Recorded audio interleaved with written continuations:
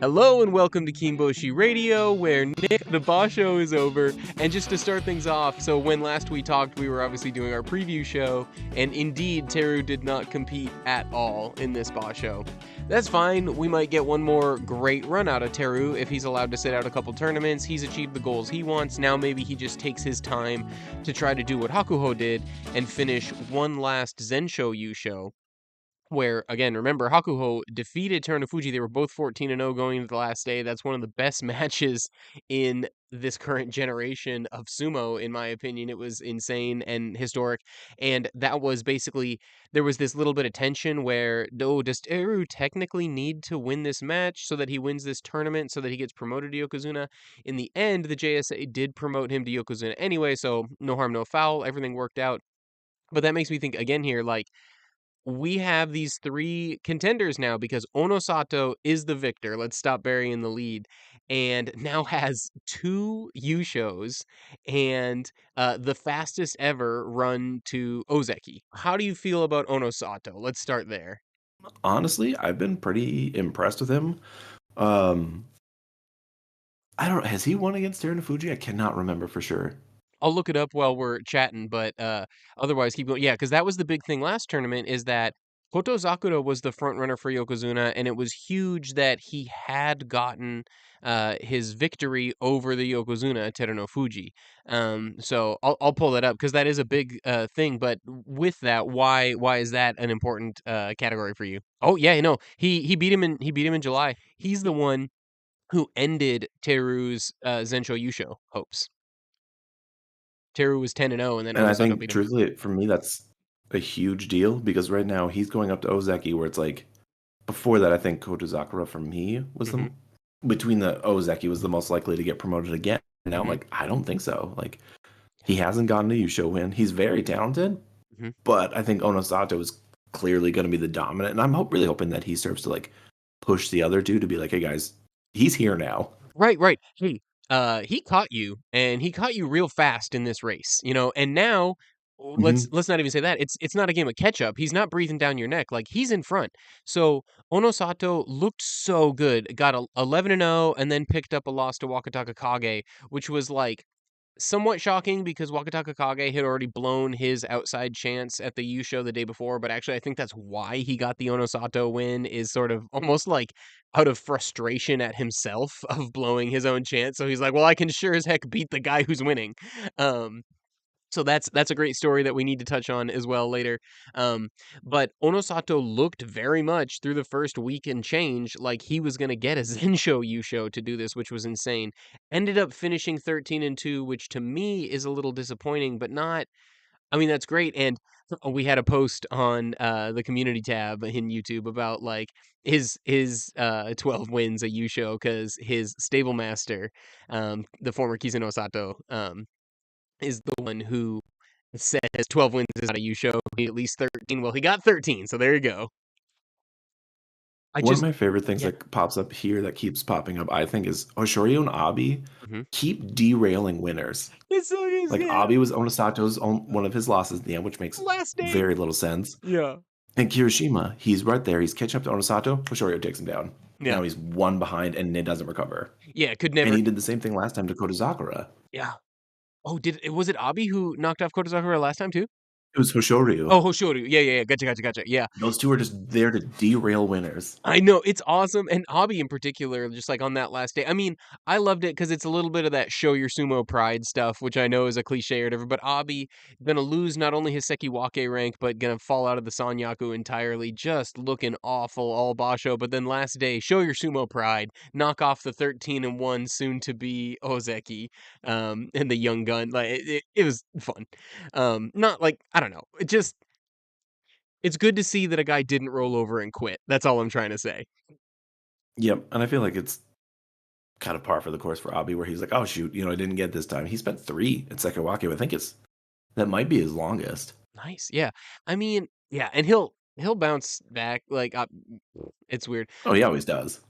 So, it's interesting because when we look at these 3 candidates, short-term memory in the internet sumo world and stuff like that. So take everything with a grain of salt. But both Ozekis finished 8-7.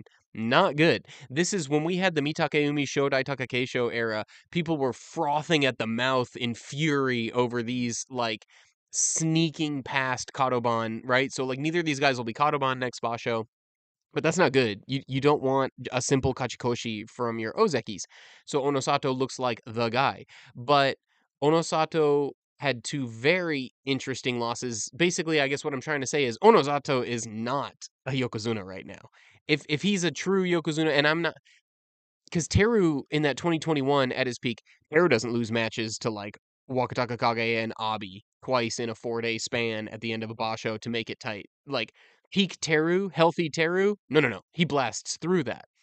So, what do you think about the two disappointing Ozekis and the potential for Onosato to disappoint? Well, okay. So I think there's a lot going on there. With what I do think Onosato is kind of an exception. Hmm. He's just an exceptional fighter in general. Hmm. Um, I didn't even think about that, but that is interesting that when it was Mitake Yumi and Shodai, people were losing their shit Hmm. if they got less than 10 wins. Hmm. And now you have these two who I think just generally are more popular, more Yeah, favorites. yeah, definitely in the So people are English-speaking like, ah, sumo world, shucks, yeah. it happens once. Right. Yeah, there's so much more forgiveness for these guys, and we're not saying that the forgiveness is incorrect, because we also are extremely high on all three of these guys. It's just like semi-baffling, you know? Yes. I mean, it's gone in a positive direction. I'd rather have them that than what was happening with the other two. But I also, at the same time, am still waiting for them to blame Takakeisho for this somehow, like they did the lat when Shodai and Takayumi were doing bad. Yeah, yeah. Somehow the one guy who was actually like fighting on and winning bashos, yeah. Um, and I do want to use this as an opportunity to pivot and talk about Takakeisho.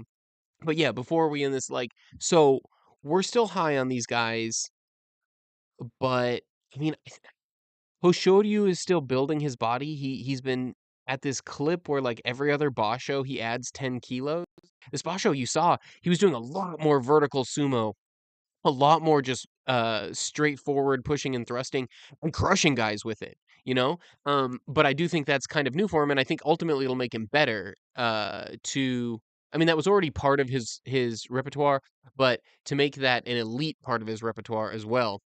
So I think we're going to see a bounce back from Hoshoryu, but we really haven't seen um, dominant runs out of Hoshoryu in recent memory in the way that we would want to. For instance, Teru opening July 10-0, Onosato opening up September 11-0. That's what we want to see from Hoshoryu, and we just keep not seeing it, which is frustrating and confusing. And then Kotozakura, I just don't know. I don't I truly don't understand what's going on with Kotozakura at all. I still think the guy is great. I still think he's a Yokozuna contender. He obviously has the skills. I love the new attitude with the grump face as his like ring entering ceremony. But that's the one that, man, Nick, if you have anything to like shed light on this for me, that's the one that I'm baffled by. Well, I guess the positive way to start is I think Ashori was super interesting because like some of the other fighters, like they'll change a little bit here and there, but I feel like he evolves so quickly when things stop working for him. Yeah. Hmm. Like he's putting on weight, like you said, he's changing his technique. Like he's harder to predict, I think, than a lot of the wrestlers, Hmm. and that also makes him kind of go up and down. But then the negative, he reminds me of a better elevated version of Wakataka Kage at Sekewake, Yeah. I mean, where he's doing well and he definitely deserves his rank, but he's just not putting out the performances you kind of want to. yeah, I know. I don't know why. Yeah. What about, I mean, I same really story. don't know for Kotozakura. Dude, yeah, I'm baffled. So anyone listening, give us your armchair psychologist on what's happening with Kotozakura, because I don't understand. He should not have gone 8-7. This is I don't understand what's happening. Um I don't get it. And then one thing though where we do understand what's happening. Oh well, here. I'll put a bow on that first. So like we still have these three candidates for Yokozuna. We like all three of them. I think Onosato has now made himself a distant front runner, but if I was going to pick someone to pip him at the post, it's actually Hoshoryu for me. But somewhere that opinions have not changed. Takakeisho. Like, we knew this was coming. This, I hate this. There's no, I mean, it had to end. We did the whole neck injuries episode. Like, this was unsustainable and bad for a guy's physical health. Um, but I mean, I was never going to be happy to see it end. Takakeisho officially retires. Turns out we had some listeners commenting. I guess Jason Sumo some months ago had picked up some news about Minatogawa elder stock. So Takakeisho has picked up that elder stock. He will be opening his own stable eventually. I think probably this time next year we're seeing him leading pupils. Um, but um, Nick, how do you feel about the Takakeisho retirement? I'm really happy that it finally is happening, and the fact that now I don't have to sit there and like stress out about this guy like his spine just dissolving on television. Yeah. Um, I just wish they had done it honestly at Ozeki, like letting him drop to Sekiwake and then going out anyway. I wish he had just done it. I mean, it's fine. It's not bad. I think it was kind of what we expected, but I still like I don't like that he retired at Sekiwake because to me, like he was like the Ozeki for so many years. Yeah, it's purely So I wish they stylistic. just Like, it given it means, yeah, retire at that rank. right, exactly. Yeah, I get what you're saying. Like, correct me if I'm wrong, but you're like, it means nothing. Like, we're not saying that. Just like stylistically, as like a um point of respect, you wish he was at Ozeki. 100%. Yeah, and I don't know. I'm with you. Glad for his life that he's out. Uh, Frustrated about how it ended, but it needed to end, and so I hope Takakeisho can bring some levity to some of those conversations, especially about what should we do about injured wrestlers because of how it impacted his career, because of the respect he earned and deserved on the dohyo for his performance. With Hakuho gone, I'm like, it'd be nice to have another Yeah. voice Like, out there that can do these things. Like he's not gonna have the same level. Well, oh, and I I don't was thinking he might not have the same level of influence nationally because Hakuho was such a like a huge deal, but within the JSA, he actually might right, have you more because I mean don't think they hate him like yeah, they hate him. you mean internationally versus nationally, right? Because Yes. like Yes. internally, like they love that Takakeisho was Japanese is the thing, and yeah. I mean, we don't need to drag that one out again about the Mongolian and stuff like that. I understand. Yes, it is much more about how outspoken Hakuho is and was as a person than it is about his nationality. I think the points Hakuho was making were just like constantly good. And I think people were ignoring him, not because his points weren't good, but because they didn't like him as a person. And that's a problem. So hopefully they like Takakeisho and he says things in a way that they are willing to listen to. But speaking of doing things behind closed doors, now we must simply wait until we get the final basho of this year in November. And the JSA will be behind doors making their new Bonsuke, but I thought we could make our Bonsuke live here, do a little Bonsuke by the numbers and see, I don't know, like just talk it through because I don't know that we've ever actually talked about that on the show before. So I'm gonna flash up on screen here. I did a little breakdown just for those of you who haven't done it. If you're newer to sumo, basically the rule of thumb is if you take your wins and subtract your losses from your wins. So Abi 5 and 10, that's a -5 rating. So technically going from Sekiwake down to Komusubi is 1, then down to M1, 2, 3, and 4. He should be a Maegashira 4. But I kind of wanted to start at the top because we're coming off of having 4 Sekiwakes, but for an irregular reason. They don't like that. They like to have 2 Sekiwake, 2 Komusubi. If anything, they're more likely to open an extra line of Komusubis than an extra line of Sekiwakes, but they'll do whatever. But for the sake of consistency, I thought we would go with just seeing 2 Sekiwakes, 2 Komusubis. So actually, guys in the Bonsuke who would deserve that. The existing Sekiwake, Kirishima, ended up going 12 and 3. So he's got to stay at Sekiwake. And how do you feel about Kirishima's performance this Basho? I thought it was good. It's like a glimpse back into what we've been talking about him forever and how we want him to get back, and we're like, oh, thank God, it's starting to happen. Finally, I know. Like, it's painful for us that he lost Ozeki and that he's doing this Sekiwake and has to rebuild the case, but starting off with a 12 and 3, like, I mean, technically, I guess the rebuild could start next Basho. He'd have to have a great Basho, 13 or 14 wins, and win the thing, and then he could have Ozeki back. But Regardless, we love seeing this. This is the Kirishima that we knew was still in there. We knew this guy wasn't cooked. We didn't know why it was lasting that long. So easy pick to have him be the number one Sekiwake. Wakamoto goes 11-4, so he should go up 7 ranks, which again technically would be higher than Sekiwake. Shodai though went 10-5 from Maegashira 4, which also could technically put him at Sekiwake. So Maegashira 4 up to 3, up to 2, up to 1, up to Komusubi, up to Sekiwake. Technically, that could be exactly 5. Um, Between those two guys, I mean, I know my answer, but who would you put at Sekiwake? Oh, they'd prefer Makamoto Haru. Yeah, and what's weird is Moto Haru. I'm typing him in here as we go. What's weird is the idea that uh, that he's skipping Komusubi. But I think the reason they would be willing to do that in this case is because he's already held Sekiwake. You know, that's where if you've never held Sanyaku before, they do not like to skip Komusubi. I believe they did it for Ichinojo. So like but that was after he won a Yusho no, he just maybe it was a Junyo show or runner up, whatever. They don't like to do that, but I think in this case they will skip him up because our two Komosubis, heartbreaking for you and I know, 7 and 8 for Hiroto Umi after he gets log jammed out of a Sekiwake promotion off of his 10-5 Komosubi debut. Dude's probably losing Komosubi now, right? Like, I mean, 7 and 8, he's probably going to drop down one.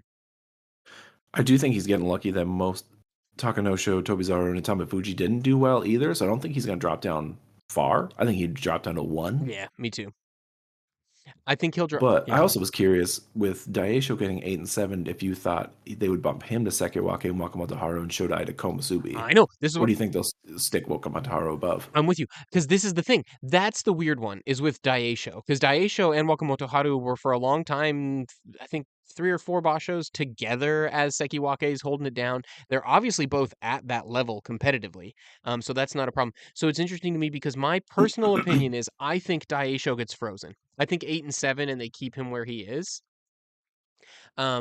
Which I agree with that you actually. do? Okay, because that's what I was gonna say is I'm willing to have a discussion about this, but I think just like I mean, look at that record from Wakamoto. 11-4 versus 8 and 7.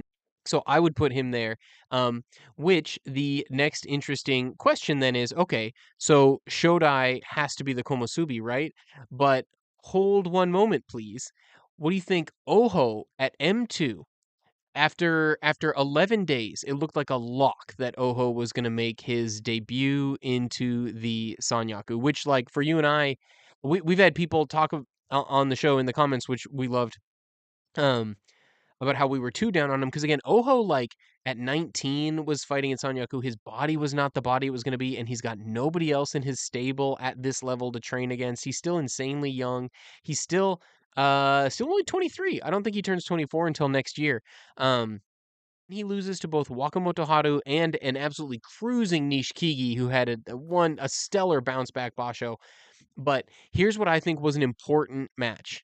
Shodai, day 15, they had Shodai and Oho fight each other. And the JSA loves day 15, like, prove yourself matches.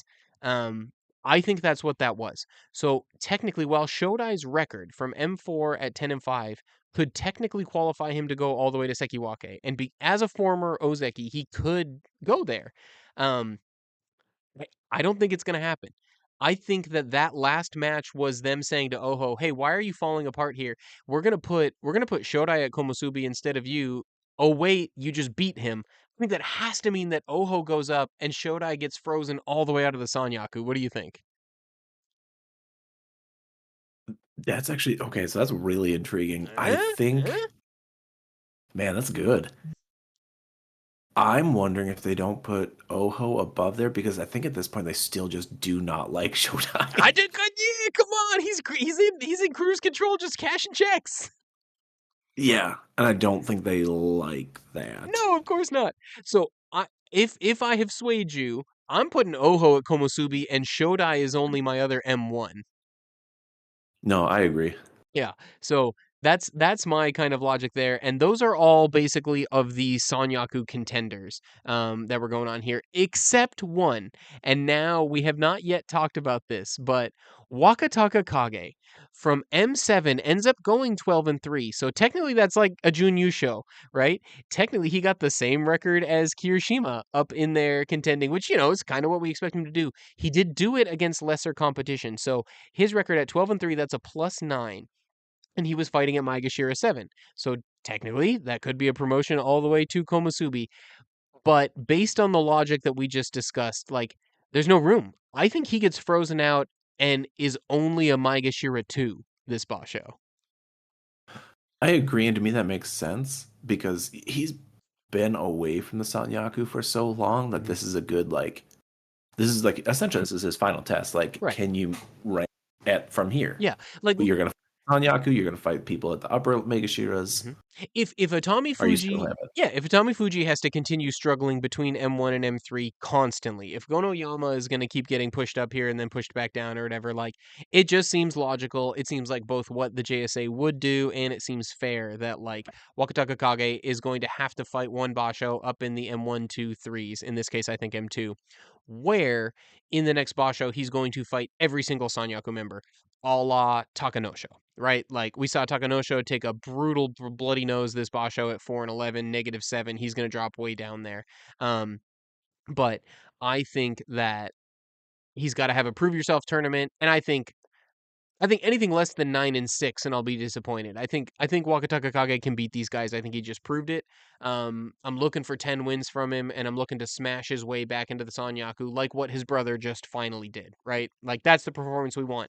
If Wakataka Kage is at M2, then Wakamoto Haru was at M3 and got 11 wins. So maybe he got one more gimme match than Wakataka Kage. But 10, 11 wins is what I want to see from Wakataka Kage. If it's less than 9, I'll be like, what are you doing, guy? No, I 100% agree, and it'll be interesting to see because he's not walking in with the advantage of that some of the others have, where he's like, "Oh, I've fought these people 100 times." He hasn't fought this Sanyaku. Like, none of these people were up there at that time. Yeah, yeah. And in these positions, has he fought them in this current form that they're in, right? And yeah, I'm with you. That's interesting. Um, how about this? I'm gonna flash forward. So I actually did a little bit of this math and predicted myself ahead of time. So now these were the important ones, right? Now it's a lot of, like, filling in the blanks with guys. Yeah. But now down in Juryo, I've got Chiyoshoma coming up because he had an absolutely awesome basho. He was really in contention for the Yusho most of the whole time, whether or not it ended up being that close, like, whatever. But Chiyoshoma was looking really good, which is good because he was the one who finished 5-5-5 and got injury bounced last time. But Takeru Fuji going to be the one who actually tests Onosato here. I don't know. I don't know how recovered he is from that injury. It looks great, but by the end there, he was starting to show a little bit of rust, and frankly, like, damage. I think. I don't know. It doesn't matter, but he still finished 13-2. It's just like, and I don't even like. I don't even care that he lost to Kaio. I think that's another good up and comer. That's a lot of man to handle. But the Tohaku Ryu one kind of confused me. But otherwise, he beat everyone put in front of him. So I'm excited about both those guys, even though from Juryo 11, like, here's the thing. With Takakeisho retiring and with a lot of boys doing really bad this Basho, so Kagayaki 3-12 from M11, gotta be gone. Bushozan 4-11 from M12, gotta be gone. Shirokuma, Kitanowaka, -7 and -3 from M16, they gotta be gone. So we just have a ton of slots to fill, basically, is what I'm trying to say. So all these Juryo things could be wrong. They could do what they did with Nishiki Fuji and Mercy save some of these guys. But I just think that those guys are coming in, and I'm excited to see what both of them can do. I am not excited to see what Toki Hayate can do. I think he deserves his promotion, but 9-6 from J2, like, whatever, in my opinion. And Kitanowaka is a guy that from M16 really should have gone down, but I think he's going to get Nishiki Fuji Mercy saved here because there's just not enough guys in Juryo who really deserve to come up. But Shishi at the end defeats Kinbozan, and I think that was the same as the Oho Shodai thing. I think that was to say, hey, Kinbozan, do you really want to stay in Makuuchi? Well, then beat Shishi, who doesn't really deserve to come up right now. But if he beats you, then he takes your seat. He's taking your lunch money. And I think that's what happened. I think Shishi took Kinbozan's lunch money. How do you feel about that? Because this is where I think I could be wrong. Kinbozan is a Makuuchi caliber fighter, but he sure has improved at the last few Basho. I think it's kind of the way I looked at it with like Abi and some of those other ones where I'm like, I think you just have to take the loss and dig your way back out of it. Pull a Takerufuji, go 13-2 and win a Juryo Yusho, and maybe that's what Kinbozan needs to get his confidence back. One other guy who was like maybe not going to be able to come up, but I think because so many guys need to go down, Asakoryu, the former Ishizaki. This is the best bet we have right now of an Ishiura return, right? Like, you're going to love this guy, Nick. I think he's finally going to get to come up here. He was fighting at Juryo 8 and went 11-4. So, like, he should technically be fighting at Juryo 1. I'm very scared that he's going to get his face beaten in because he is a very small man. He's 177 centimeters, 122 kilograms, but just like ropes upon ropes of muscle. Very excited to see him come up. I'm excited to hear that because you just don't see it. I mean, you have Midori Fuji, and that's kind of it right now. Yep. And Midori Fuji's great, but he's an interesting one. I don't know. He's more, I mean, frankly, he fights with a lot of throws, right? He fights like the Mongolians and stuff like that. So, Asakoryu, I hope he does come up. If he doesn't come up, he'll be fighting at the high Juryos and probably come up next time. But overall, if this were to be our Banzuke, anyone you're particularly excited about or anything you're particularly excited about here, Nick? I am excited to get Takarufuji back up here. Yes. Because I've just been so bummed about Hakuoho, about like there's so much more going on than the injury. I 100% understand that. Yeah. But his rise has been so much slower. Nice. Well, and I'm hoping that Takarufuji is actually like back. Love it. Like he's back from his injury, he's not struggling as much, and then to see him, because he should be up here. Yeah. The way he performed in the one tournament he did, he should be up there, and I want him to come up here and just start digging his way back up. I love it. Yep. And your pick is better than mine. I was even going to talk about like a little bit about Oho. I'm excited to see if he gets Komusubi and if he can kind of catch on here, like what Kotozakura did when he was Kotonowaka. Like if this is the point where he's finally going to kick on for his career, because he still is a very young guy. But no, your pick is so much better. I hope Takerufuji comes up. And speaking of coming up, we'll wrap up here and we'll get out. But one last thing, Aonishiki definitely gonna get up into Juryo this time. So we're inching closer. We're inching closer. I cannot wait to see this guy in Makuuchi. He's got what it takes, but just a little more time, guys. But for now, that's all we got. We'll see. Feel free to post your own Banzukes or to say where you think we got it wrong in this one. And of course, when the actual Banzuke drops, feel free to throw any of this back in our face and say, hey, remember when you guys said that Takerufuji was going to be Maegashira 14 and he's not even out of Juryo? And I'll be like, well, okay. Whoops. Whoops. Exactly, yeah. But for now, thanks for listening, everybody, and see you in November.